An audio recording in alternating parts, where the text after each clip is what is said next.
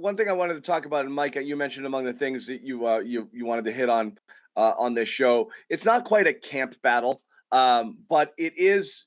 It is if you play fantasy football. But that's about it. There's not going to be a bell cow running back and then everybody else. There's going to be a timeshare split. The question is, how split is it going to be? And for my money, I think it's going to be Rhamondre Stevenson 60+% of the time, and Damian Harris is going to be the relief guy, and then you're going to mix in other people, whether it's Ty Montgomery or whomever, in other sort of roles. That's how I see it. It looks pretty split to start camp right now, that they're both getting equal share, equal opportunity. But Mike, what are your impressions? I know you mentioned when we talked about, what do you want to talk about here? You just said Rhamondre. Is this kind of your feeling too on how he's going to be used this year? Well, I think it was interesting. Two things from him today about how much time he spent working on being a better receiver. Yeah, I think it was part of his focus late last year. I think he clearly like, this is something I got to work at. And he spent more time working on that in the offseason. And I think he looks pretty natural, again, in shorts and T-shirts, but he's looked pretty natural over the course of the spring and now we're here into the summer. And the other thing I would say is down to 225. So he's down about 7 pounds from last year. He looks quick and spry again. But he still feels like he has the power. And obviously that's something that, all of our eyes went, oh my goodness, this guy, he has that sort of desire to just rip souls apart, lower the shoulder, run through you, sometimes just seeking out that contact versus running away from it. So I'm curious to see that part, but he said he said he still feels strong, like he's just sort of redistributed the weight a little bit better. The thing to me here is that James White is a big question mark. I know they gave him a contract. You look at it, there's not a lot of guaranteed money involved. We didn't see him in the spring do anything of value. And here we are again a few months later, and he's still on PUP. I know our boy Mike Reese went to an event, and he's still walking kind of funny. It wouldn't be shocking if he was a camp retiree, would it? No, it's kind of where I'm going, and I don't have any insight on this one. I've been letting it breathe a little bit with James because I know how important the game is to him. I don't want to be down his throat, like what's happening, what's going on now. But you do wonder. It was a serious injury. The respect between the organization and James is such that, hey, James, do your thing. Take your time. If you can come back and you can make it back, that's wonderful. We're more than happy to have you back. But if you take this time and it still doesn't get better, then we can discuss other options. But he is a Patriot, through and through. I think Bill feels, very strongly about him. So I don't think there'll be any pushing there of James White in any direction other than the direction he wants to go. But I think in saying that, there's a huge void. And we saw what James was able to do just with the brief time that he and Mac were together, and to not have that sort of safety valve. Bolton did a solid job, trying to fill those shoes.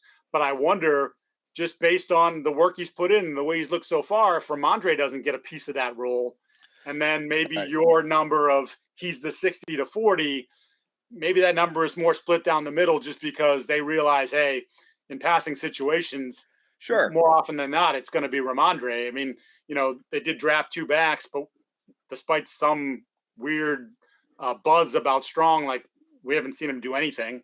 So I don't know that you can project those guys anyway. And I would also say for a young player, a rookie, to assume the passing back role, I don't think that's ever happened here. I think you go back to when Bill first got here and you go through the guys, you go through Falk, you go through Woodhead, you go through Vereen, all those, then James, all those guys had to wait. Or in Woodhead's case, he was with another organization before he came here, before they came the guy. So I don't know that Bill's ever been sort of like, I'm going to take this rookie and I'm going to put him in the third down spot on a regular basis because I got to trust him not only to catch the football, but then when we keep him in, he's got to be able to read and pick up the blitz. Like, that's a big role. They'll tell you that, a million times down there. That's actually the more important thing first. Show me that you can pick up the blitz before we worry about whether or not you can catch. I think maybe now they've already seen some of Rhamondre and say, okay, we feel comfortable with that player in this role. And now let's just see how it develops. Yeah, and the pass blocking thing is, I think, what gets forgotten when you have this conversation. And there were people last year coming out of the Senior Bowl, I remember saying Rhamondre Stevenson looked like a left tackle lining up in the backfield. But if James White can't go, and you mentioned, the report from Mike Reese and all of that, and it does seem like he's a question mark at this point. It is such an important role, and the Patriots are going to have to break some trend, it feels like, to fill it. One of their trends. If it's Ty Montgomery, who they have listed as a wide receiver. Now, I always say the two letters next to the player's name on the roster don't mean that much. But, he's somebody, maybe you play him, but it looks like they might want to use him as a wide receiver a little bit too. The two big trends they would break would be either Rhamondre Stevenson playing there, because there's not a ton of guys that play early down back and pass catching back for them. Rex Burkhead's the one guy that comes to mind, but generally it's one or the other. And if you do that, is Rhamondre playing both, or is he just catching passes and then it's more on Kevin Harris's plate? Or the other trend they would break would be they never put rookies in that role. James White had 14 touches his rookie year. So Pierre Strong does kind of fit the profile of the player you'd think you'd see there. But again, they, like you said, Mike, they don't necessarily put a rookie in there right away. The other guy is J.J. Taylor, who can move with the ball a little bit, but he hasn't shown he can be a pass blocker up to, where you need to be in that role. So something's got to give at some point. That, to me, is what the battle is. And it's a really interesting one to watch as camp goes on. Yeah. Just go back to, was it the Ivan Fierce quote last year that JJ is a little light in the ass, right? Like, you can't, he's 5'5", he's whatever he is, 185, 195 pounds. And yeah, he's built like a brick, but there's only so much you can do with that frame. Right. And that's, sort of, I think JJ as a playmaking type could make the league, but I think his body type is really sort of stunted any potential to latch onto some sort of a regular role. But in terms of split, and again, that third down role, the pass catching role, which belongs to White or has belonged to White, and you assume is his if he's healthy and able to play. If it's not, it could be a committee approach, could be some Rhamondre, could be Ty. But what I don't get, and the reason why I think it's going to be more slanted towards, and why I say 60 plus % of the touches from Stevenson, he's the only one who can do both. And I think the Patriots have always, the days of bell cow running backs are kind of gone, because it doesn't benefit you. It helps to have guys who can hit the line hard, play after play, and wear down the defense if you're going to pound the ball and be able to bring in fresh legs. So it makes sense to switch it up. But just that versatility and the unpredictability of having a guy and not being, you go back to from Ben Jarvis, Green Ellis and on, you had a guy, Sony, when he's out there, they're going to run. The percentages are ridiculous. When X back is on the field, they hand it off 78% of the time. Like,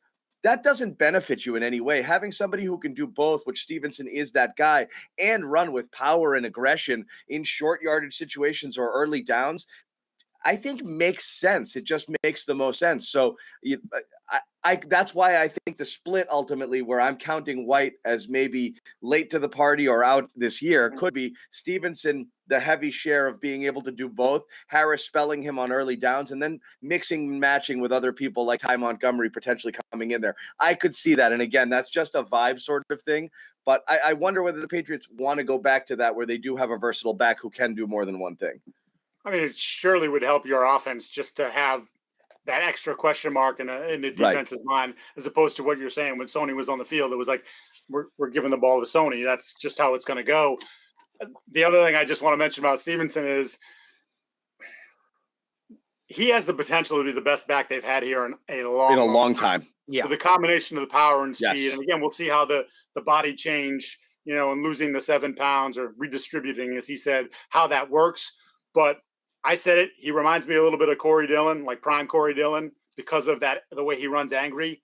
But when I think people might forget, young or prime Corey Dillon was explosive as well. There was something with his feet that was plug in the 2004 game tapes. He was a beast. And I could see that for Rhamondre. Maybe never going to be the guy who gets 1,700 yards like Dillon did or close to it, because to your point, John, they don't want to do that. But he has some of those capabilities that make me think this guy could be a stud in the league for quite a few years.